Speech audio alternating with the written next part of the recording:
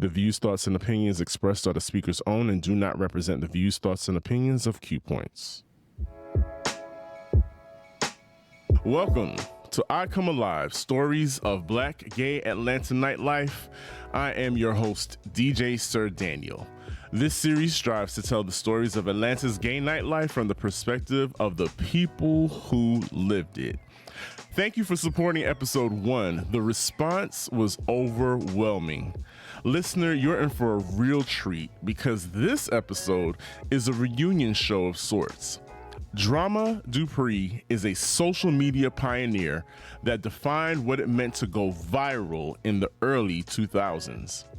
Prepare to be enthralled by his tales of leaving Alabama to become the toast of Atlanta. Enjoy the show.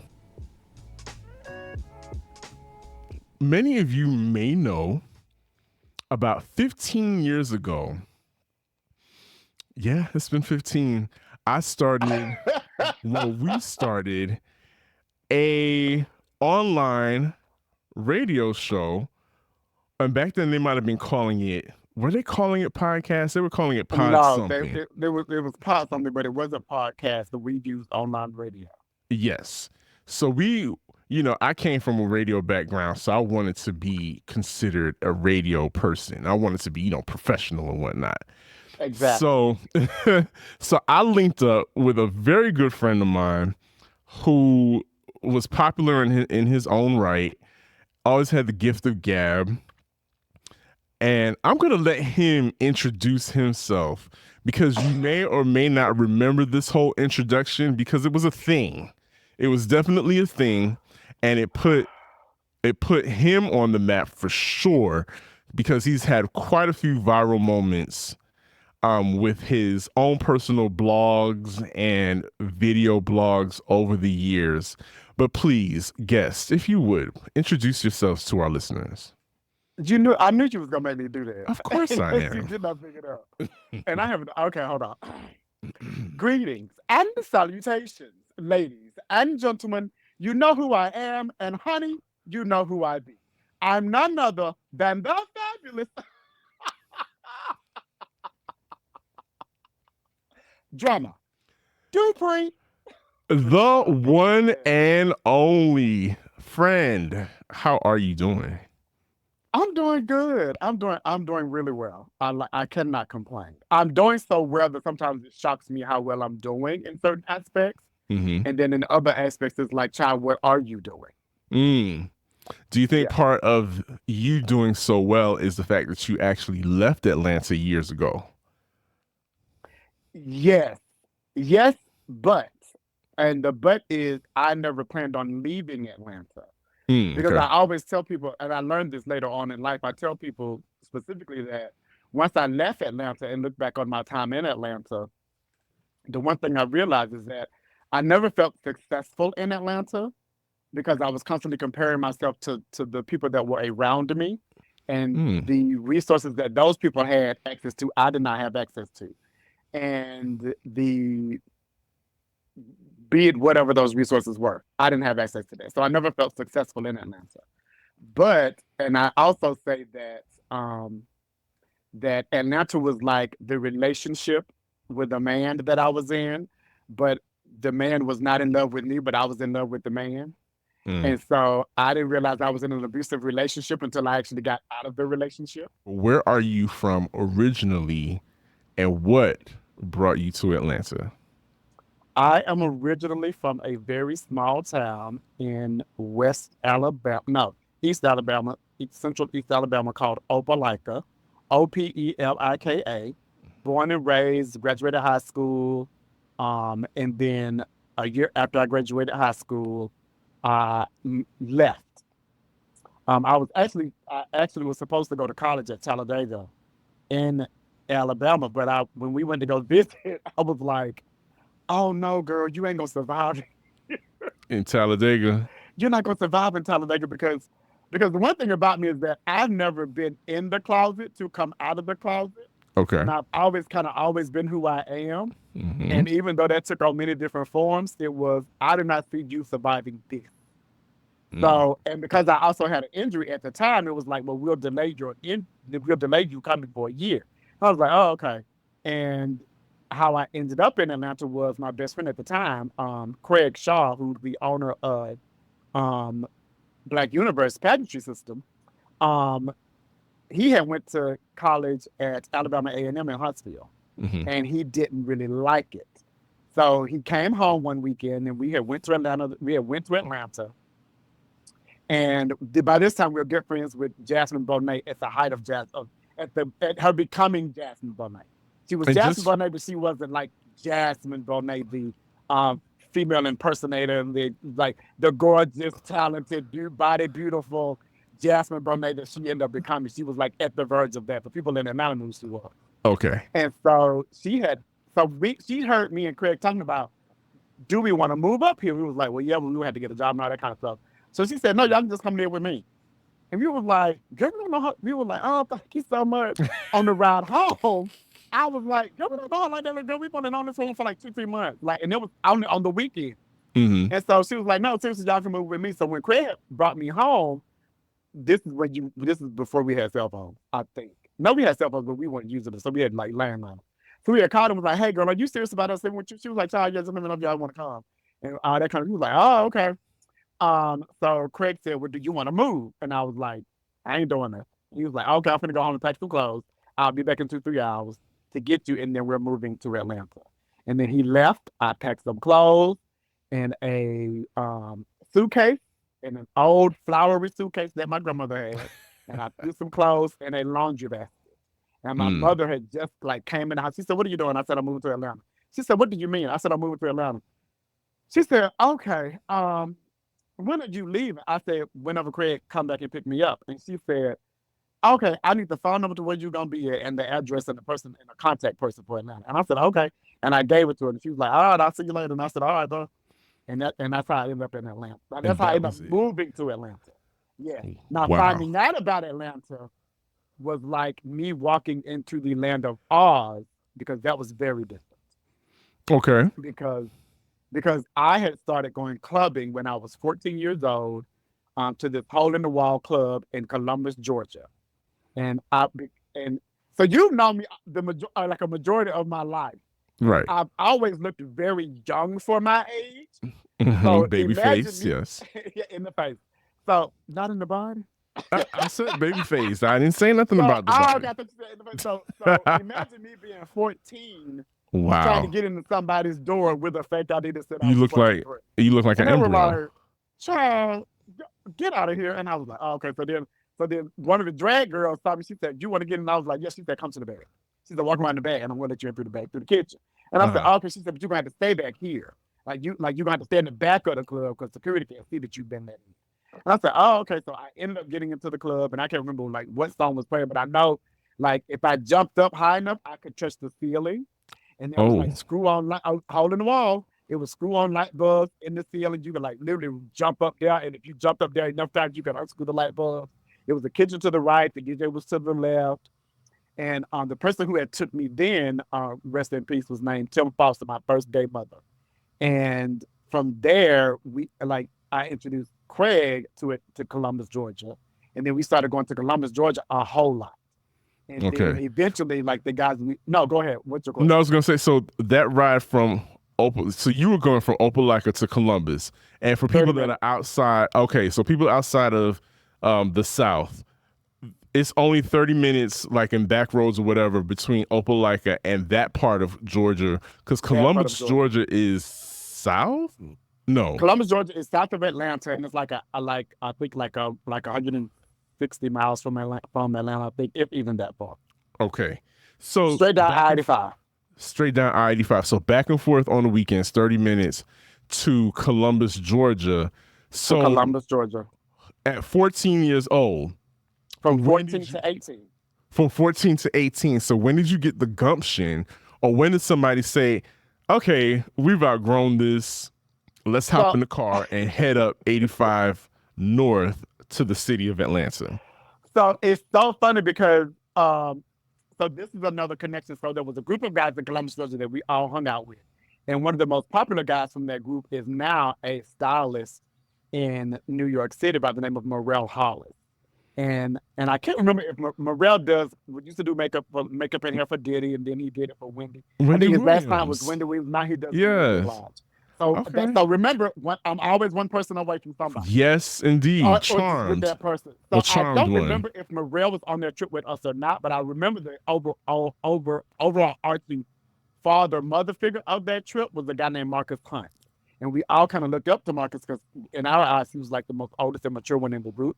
And Marcus had made the decision, okay, we're going to Atlanta this weekend. We're not partying with the kids in Columbus. So y'all need to get here early. We all need to pack an overnight bag. And he still knew we were in high school. He said, I don't know what lie y'all got to tell y'all folks, but we're going to Atlanta, Georgia. He was like, oh my God. So of course we were like, this is the lie I used to tell, and I tell this story all the time. I would tell my mother I'm going to stay at my grandmother's house, and I would tell my grandmother I'm staying with my big mother, and I would tell my big mama I'm just gonna stay home for the weekend, big mama, and I would be everywhere but where I was supposed to be. So we ended up going to Columbus. I think I was actually 17, because we were still in the house because I was 17, and we followed them through I had never been to Atlanta, so coming into Atlanta, it was like in a movie scene. It was like cars passing by, bright lights. You could see the city off in the distance. It was nighttime when you. It was nighttime when you all were arriving. Okay, so you saw the skyline. And it was lit up. It was absolutely bright. I still remember it. We were in my best friend's blue Mustang. I think he had like a '86 blue Mustang, and we were going to Tracks at 306 Lucky Street. And this is where Tracks used to have like straight nights on Friday and gay nights on Saturday. This is when the projects were still in the where now the Coke building is. The Techwood. I think those are Techwood homes. Project. Yep. What's over there now? The aquarium. The aquarium. All kinds of rich stuff. Yeah. Yes. But that's what the Georgia that's Tech, what the Techwood basically used to be at. And so we're riding up to the project, and we're like, bitch, what the fuck? A gay club is this doesn't in me in the car. I'm like, sorry, this don't feel safe. But what's so funny is that they knew, like the projects knew, like Saturday was gay night at the club, and no one had any issues with us being at all. Just for context, what year was this? What year was this? This was 89-90. Okay. This is 89-90. I can't remember what hip hop person was playing because I wasn't in the hip hop at that time. But I knew it was something going on with hip hop. And so it was a Saturday night. We pull up, and the first time that we could not get in, of course, because we looked very young, and you had to go this is when you entered. I forgot the name of the street, but you had to go like 2 flights of stairs. Yes. You remember that? You had to go 2 flights of stairs. That was on the other side. That was on the other side, right? I know the back side. What was the name of that street? I forget what the front that side was. That was Marietta Street. Was it Marietta Street? So Lucky Street was on the back. Yes, Marietta, because it would turn into West Marietta. So Marietta was on the front. That was the front entrance. Yes. So on the back side on Lucky Street, you had to come up. Yes, and I remember your friend Big Cheryl. Used to work the door. And I remember he used to, for whatever reason, he used to like give me a hard time when I would go. Cheryl gave everybody a hard time. Oh my goodness! So, but please continue. Was a hard time himself. And so we tried to get in with the ideas that we had, but they were like, "Baby, this hurts you." Okay, child, whatever. But what we loved about it was that you can still party outside, because even though there would be like 200 or 300 people in the club, there was just as many people outside the club. The let out was everything. And this is before the let out even let out. Let out the club. And so, and you can still hear the music outside. So we just like walked around, and we were so amazed at the diversity of Black gay men that we saw, because this is when we saw Black guys with the gold chains, with the white tees, the baggy pants, and the Timbs. And we were like, they gay? And then we saw the Femme Queen girls. We were like, because at first we were like, what are all these women here? Like, what is up with all these women? Not realizing that those were the girls, quote unquote. The dolls. What you would call trans women now, but then we just called them the girls. And we were like, oh, okay, because the girls in Atlanta look very different than the girls in Columbus, Georgia. I'll say that, and I'm gonna leave that there. So, and then it was the club kid aspect of it all, and it was a time. I mean, you had all the kids from Morehouse. No, Yes. no, sorry, All all the kids the from the Morehouse, all the AUC other, kids, all of them were there. And the when Job we Corps would, kids. Don't forget the Job Corps oh kids. God, listen, the job. Yeah, okay, the job. It was a good time to be black and gay then. Um, and so I think we left. I remember we left and we were in a day on the ride back to Alabama the next morning. And we ended up coming back again with Marcus and all of them again.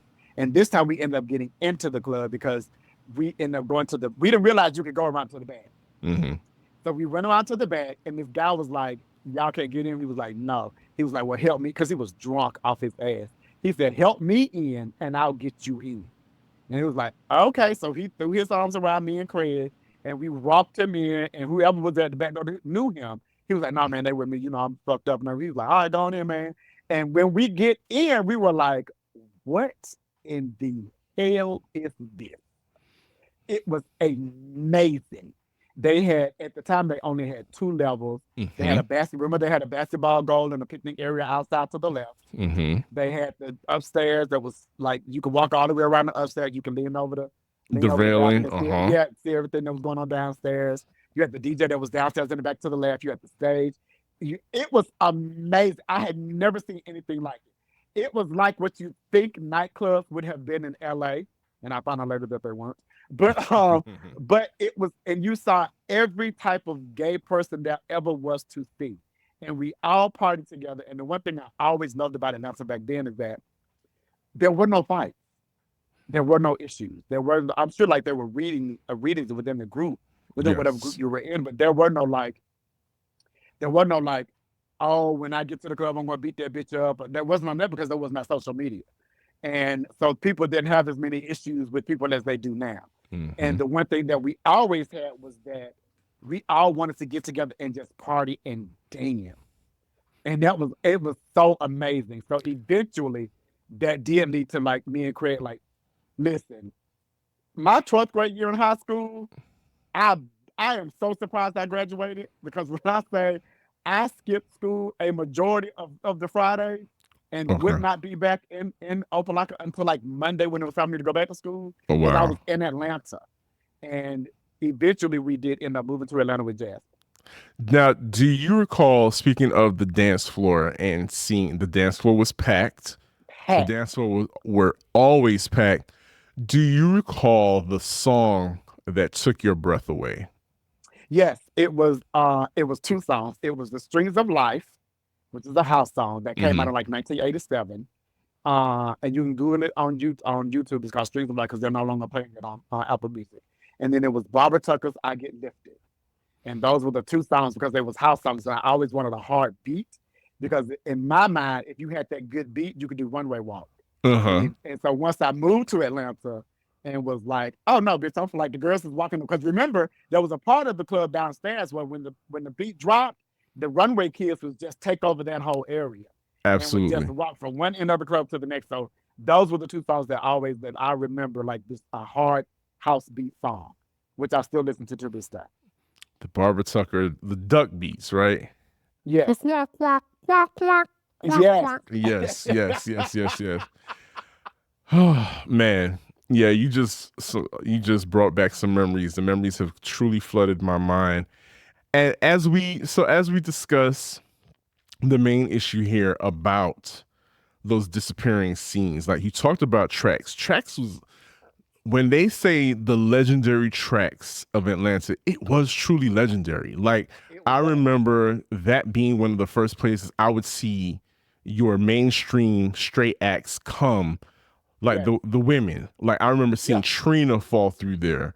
The Brat fell through Trax to enjoy shows and whatnot, to promote their music and whatnot, and just to get in touch with their fans, because at that time they realized how lucrative a gay fan base was.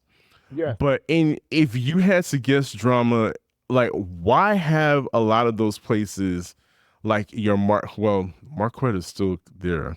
The Marquette is still there. The Marquette is holding on, and Still the yet Marquette is holding on. still holding on. It's like I don't know what till y'all got on the landowner, but baby, They're still able they to, have, and probably one of the only few black owned yeah, spots still. But if you yeah, had to guess, why have a lot of Atlanta's black and queer spaces all but disappear? because of money. But this is one thing you also have to realize is that even though we had black spaces, we did not own a lot of those spaces because a Mm-hmm. lot of those spaces were rented out. Like Loretta's, I do believe was not actually owned by the people who own Loretta's nightclub, or the time it was Loretta's, and then they ended up becoming 702. Did it change the 708. name again after It was 708? But did 708, it change yeah. the name again? Okay. So I don't think they actually owned that property. Mm-hmm. I think that property was just rented out into Infinity, and then apparently Infinity had a cutoff time. And that was sold to Georgia, whoever Tech, Georgia Tech. Tech, so to Georgia Yeah, Tech. because Georgia Tech Um, owns everything over there Everything. except There the was another club bathhouse for called whatever that reason. part. Somebody got tea on somebody. Um, like even when I first was coming out in the like early '90s and late '80s, it was the Palace downtown that got done away with. The Pearl Garden was somewhere off of Peachtree in the downtown area that got bought and sold out. So it was a case of we didn't own, but we had night at clubs that we did not own. So Mhm. when those people were presented with an astronomical amount of money, the people that owned the property sold. So we didn't have anywhere to go.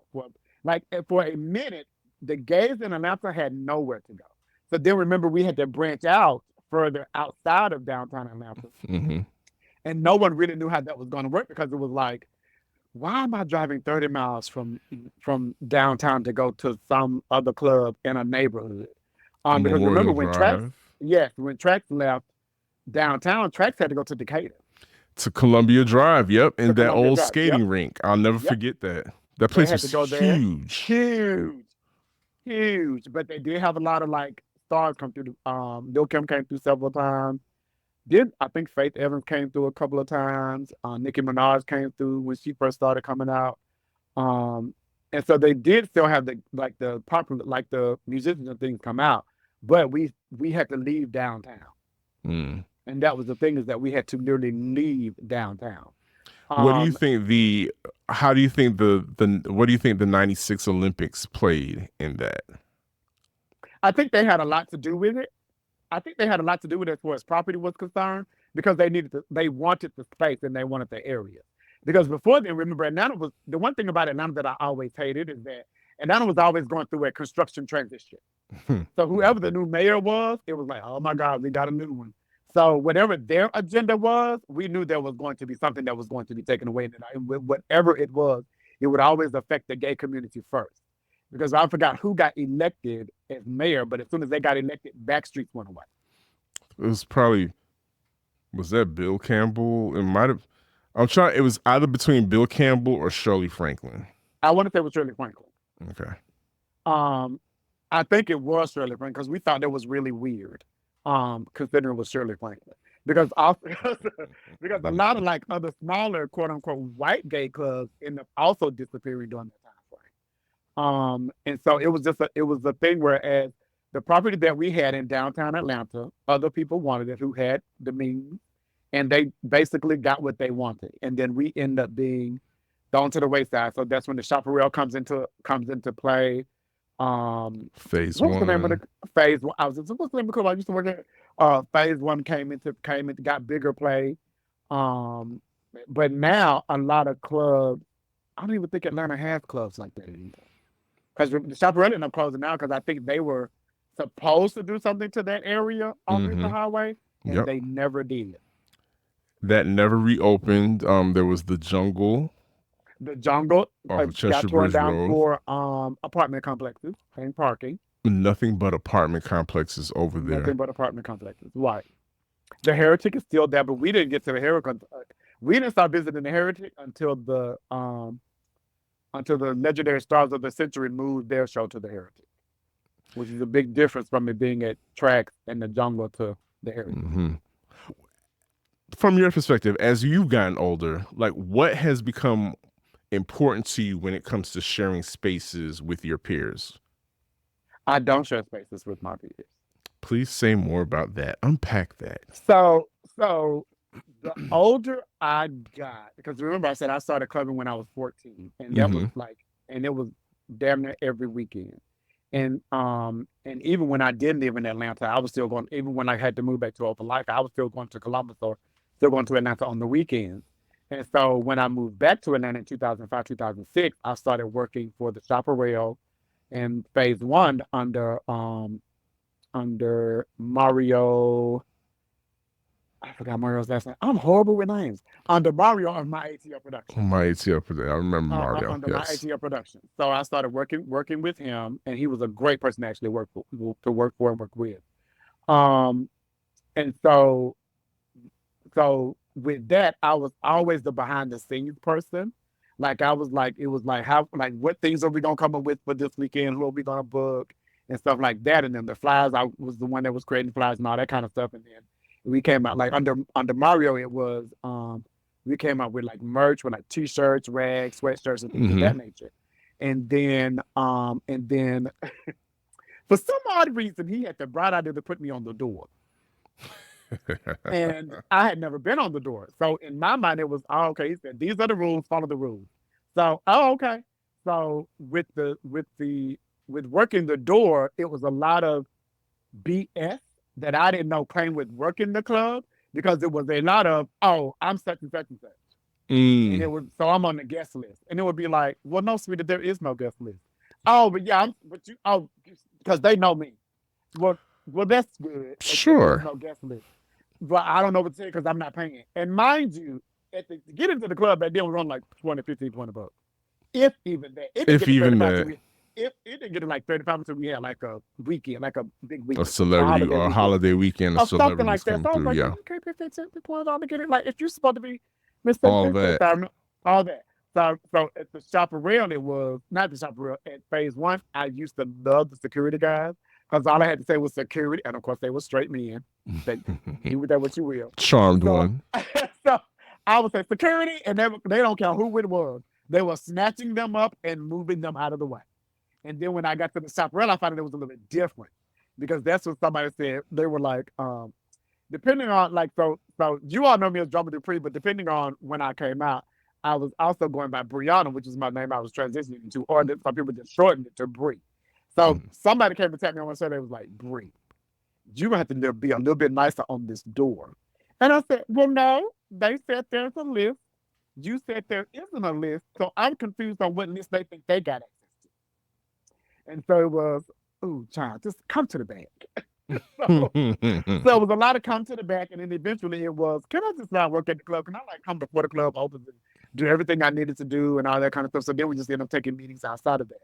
But even in that, like working with Tron from West T, when he had events in Atlanta and eventually events in Vegas, it was, oh, I no longer like this, because the fun, for some odd reason, the fun of clubbing to me had left, because then it became all about the people showing up, not having a good time, not partying, drinking still, because the bar don't make that money regardless. Right. It was not partying. It became about VIP tables and booze. It became about getting the VIP tables, the booze. It became about sections. It became about hookah. It became about designer stuff. People had stopped dancing, and there was just gathering. And my thing was like, well, you can't really gather at the club and have conversations at the club because the music is too loud. So the dance floor would be available, and no one was dancing. And I'm seeing this because I'm leaving the front door and I'm going to see, like, oh, what's going on in the club? Because I know we just, like, 100 people just came through. So let me go see what the atmosphere is in the club. And so when you're in it, you're like, the DJ is turning it and no one is dancing. And I don't mean like no one is dancing. I mean like out of 100 people, probably 10 people are dancing. But everybody else is just standing around with the, child, you see this? This outfit? You see this Gucci I just got? But you ain't said you got it from the flea market. But come on, sis. Are you like, so it became a lot of that, to the point where as it was just like now, I will not do the door for anybody. I will not go to the club for anybody.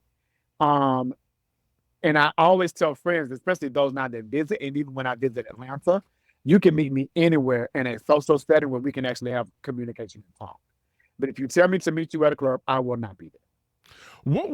What does that look like for us? You know, we're the older gays now. We are, we go to functions. Speak more on that. What does that look like for us? So we go to functions, but from what I see, we go to functions when the sun is out. We're normally in the house no later than we're not out of the house past 10. Mm-hmm. We go to functions. Some of us may or may not go to brunch, depending on how bad we want to turn up. I personally do not like a turn up brunch. I don't need to dance on the table. I actually prefer, and you know this, I prefer we go somewhere we can actually talk and eat and have a good time. I don't need the tabletop dancing. And so we'll go to functions, we'll go to brunch, and I text you the other day saying I want to like even though I lived in Atlanta forever, I haven't been to a house in the park because to me that's not clubbing. And people actually go to house in the park to dance. That's right. A good time. So that's the aspect of clubbing that I miss. So we'll do functions, and I will even do a function if I'm inspired to do a function. But we go to functions within a certain time frame. And we'll go to house. The majority will go to a good house party, depending on when the house party is, and as the older we get, depending on where it is in proximity to my house. And please believe that. Yes, because I went to a house party out here with that my sister Savannah Westbrook threw. And when I walked in, she said, "First of all, you're early." And I said, "I'm giving you an hour." And she said, "For real, sis, that's all you're going to give me as an hour?" I said, "You're getting 1 hour." And I hit my stopwatch. And she said, "Bitch, are you serious?" I said, "Savannah, I don't do this. I'm only doing this because you're my sister. And I love you." I actually ended up staying 3 hours because I had a really good time. But at the 3rd hour mark, I politely escorted myself out of the way. And I left. And then the next day she texted me. She said, "You didn't even tell me about it." I said, "There was no reason for me to tell you about it. I stayed past my time anyway, and I didn't need to interrupt the party that was going on." So I'm the person that will leave an event and not make an announcement that I'm leaving. What do they call that? Is that called Irish? No. It's just called leaving. No, that it's that, but it also has a name, like an Irish goodbye or something like that, where you just you don't say nothing. You don't say nothing. You just do that Homer Simpson meme where you just disappear into the bushes and you're out. And that's and I think, and you're absolutely right. I don't know if that's because of how differently. Well, one, yes, we're older. We require some of us require more rest. Standing up for long periods of time just isn't tea anymore, isn't the thing to do. And there's a patient thing there. There is a I don't want to be bothered thing there. But that's not to say that people our age still don't go to the clubs, because remember, a lot of guys my age, because for some reason people think I'm older than you, and I don't know why. A lot of guys who are my age, or people that assume that they're my age, they still go out. They still go out. They still get in on the weekends in the club. I'm just not one of those people. Okay. And that's, and I get it. And I'm wondering if, do you think that the generations that have come after us, they don't, because they don't have to move in silence like we did. Like we had to come up with elaborate stories of where we were going. We had to take a spend a night bag and say, "Oh, I'm spending the night at such and such house," so we could go change there before we head out. And they don't have to move in silence like we did, right? No. So do you think that's why there isn't much of an emphasis on preserving Black-owned spaces? No. And the reason I say no is because the Black community as a whole has never been more entrepreneurial now than we've ever been. It's just that the concept for that space has changed.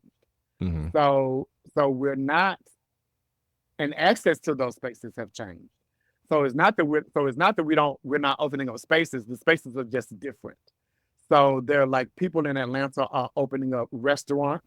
They are which are seen as nightclub-esque, but they're not catering specific to a gay audience. It's just they're Facts. catering to an audience that is gay friendly. Okay. I'll Yeah. say that. Yeah. So there are a lot of gay friendly spaces that I've seen specifically in Atlanta, but Mm-hmm. it's not a gay space specifically. So there's a lot of mingling with the straight. Mm-hmm. Now, do And you think but that about that? That point right there. There's a lot of commingling. There's a lot of, mm-hmm. back then it was the occasional fag hag that would come along with her good Occasional. Judy, the occasional fag hag. Then it started turning into the bridal parties coming to enjoy the drag shows and Yep. showing their behinds when they came into the drag club and Mm-hmm. now into the gay clubs, and now it's just the spots now where, because we live in a post Beyonce world, a post Renaissance world where everybody feels welcomed and almost entitled to this kind of space. Do you think that has taken away any of like the specialness Yes. that we felt Yes. coming up? Yes. The one thing that I complain about, and people are not going to agree with this, the Mm-hmm. one thing that I complain about is that I hate we opened up our community. Because I was driving down Atlanta, I was visiting Atlanta one time, and I saw a billboard off of Piedmont, and it was a white queen on the billboard, but the vernacular was something that we used to say as the Black gays. It was one of our slangs. Mm-hmm. And I was like, what the fuck? Mm-hmm. And I said, oh, they got too comfortable with us because we opened the door. Black people have always opened the door and welcomed everybody in. So the Black gays have also did that as well. But I really do, because I loved the fact that remember back in the day, Black and Gay had a schedule. Yes. And it was very linked to the nightclub scene. Mm-hmm. And even though I couldn't be like I was out at work, but I wasn't Brianna at work. I wasn't Drama Dupree at work, but I was still gay at work. Mm-hmm. So like remember Monday nights was Loretta's, Tuesday night was getting where Thugged you Out get in. Tuesdays. Yep. Wednesday night was wherever Wednesday night was gonna be. Then Church the Palace service. was church was like the Palace was up in there somewhere in the afternoon work. Friday was whatever, Saturday was whatever. Saturday was Piedmont Park. Back then you could drive into through it. You could drive through Piedmont Park. Ooh. We had a section of Piedmont Park on Fridays and Sundays. And it was the Black gay community. And then we opened it up.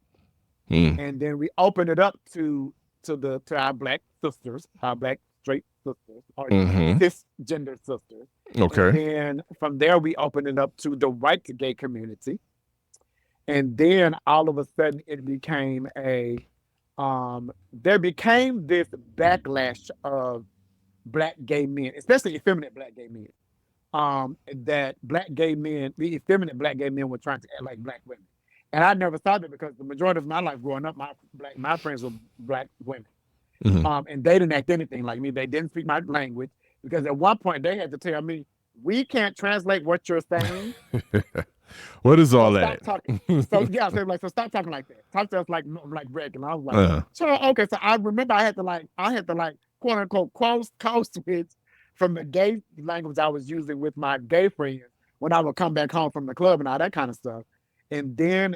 So I hate, and I don't want to say hate, I dislike that we open it up so much because now I'm seeing it in ballroom, whereas the ballroom community opened it up. And I saw a ballroom video the other day, and there was not one person of color on that stage or in that audience. Baby, that video probably was filmed in Russia. Because it was ballroom filmed is all in Russia. Yes. It was most definitely filmed overseas. And I said normally they would invite at least like one of the I don't know what the people are called that do one of the chant people. Commentators. One of the commentators. The commentator was even not a person of color. And that's fine.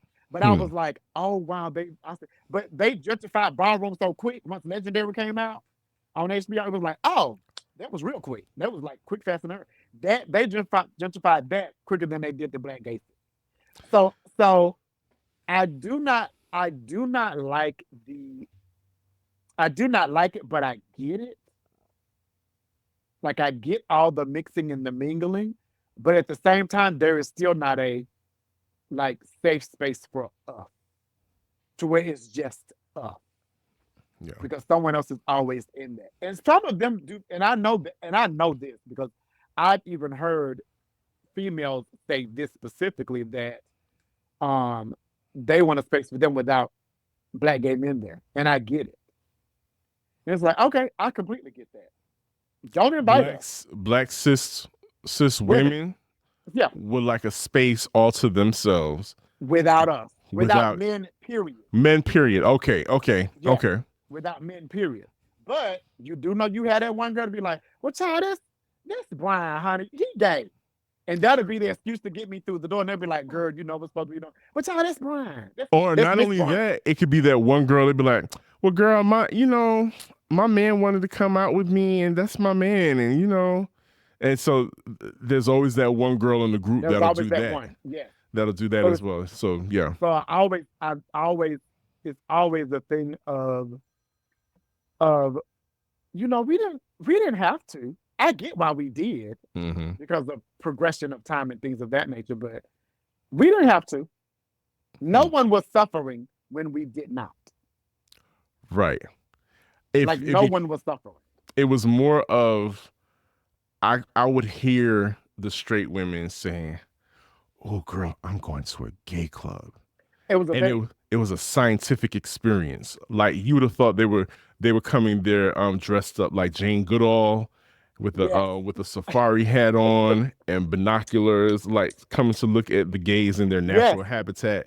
They were on safari, and yeah, it was a fishbowl experience for quite a few people to come there and to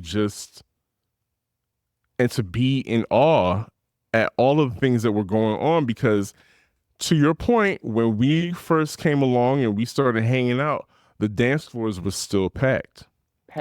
The songs, I'll never forget the summer I graduated from high school, 93. That was the summer of Robin S. You Gotta Show Me Love. Yes, You Gotta Show Me Love. Yep. I heard that song ad nauseum that whole summer. And every single night I went to Loretta's on welfare night on Thursday nights. Yes, God. I forgot about that. Yes. Thursday nights were welfare night. So the discussion at large is about these disappearing spaces, and maybe they've disappeared out of necessity or lack of necessity to have these spaces because we're not in hiding anymore. But then what have we given up? What have we given up to be incorporated? They're probably going to be mad at me for saying this, but I feel it's like when people always talk about back in the segregation days, Jim Crow days, Black people's communities were so insulated that we were also within our insulation were progressive. We had so much money. We were prosperous. The money was circulating 100 times more than it is now. Blah blah blah. But when desegregation came, we had to give up some of that. So it's almost like, have we had to give up something to gain our foot on the stage, on the world stage, to be put there?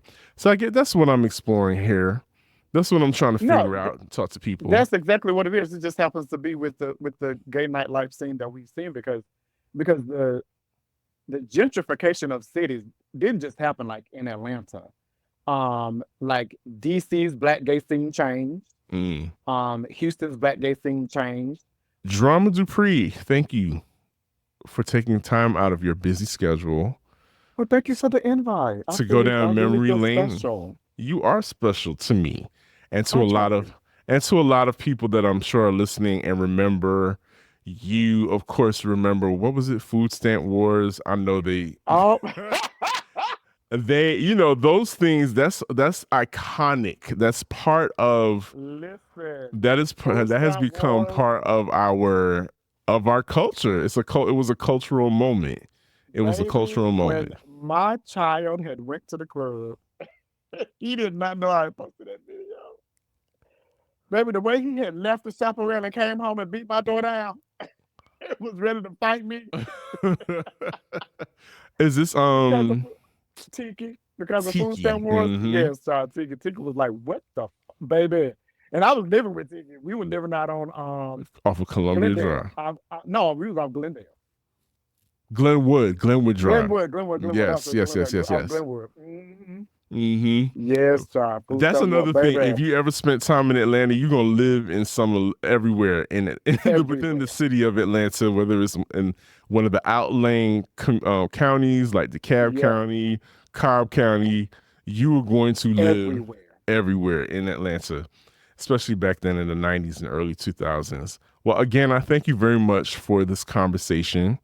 And I don't know exactly where I'm going with this, but I'm trying to get to an understanding of where we're going to be in a few years. Will there even be a need? Will there be a need for what? For those spaces? Will there be a need for those spaces? Like I was saying, these young people these days, they don't wait for anything. They turn up every and anywhere. Yeah, I was just gonna say there won't be a need. Yeah. There won't be a need because like you just said, the younger generation shows up. Whether invited or not, I'm showing up, my friend DJing. Oh well, I'm here. And then when I come, I am bringing 200 people with me because of the power of social media. Yes. So we know y'all had a straight hip hop night, but now the gays have taken over. Or whatever event it was. We tend to take over. But no, I don't think there'll be a need, and I don't think we were ever in Atlanta with the crowds that would turn out at the club. There was no hiding. Like you couldn't hide because the masses were there. You could run into a person from school, a high school, college, church, a coworker. And it couldn't be a thing of where you gonna run back and tell somebody because you was here too. You were there too. So you can't say nothing. Listen, for those of you listening, for those of you who are old enough to have lived through the 90s, there was a time where I think it was almost a rite of passage to be young and gay and work at a call center. It was. And we all worked at a call center at one point, and that for sure was when if you went out, you were bound to see somebody that you worked with. I saw so many coworkers. I was like, bitch, I had no idea. Because remember when I was telling you about the tracks and the guy with the white t-shirt and the boots and the chains and all that kind of stuff? The first call center I worked at in Atlanta, he showed up in a suit and tie. And I said, this the same? What? And he was the same, quote unquote, straight acting guy he was at the club that he was at the call center. And I said, oh, wow, I never knew. He was also one of the guys that when I first went to work as Brianna and had to go through HR and all that kind of stuff, he said, I didn't know who you are. I thought you was a new girl that we had just hired.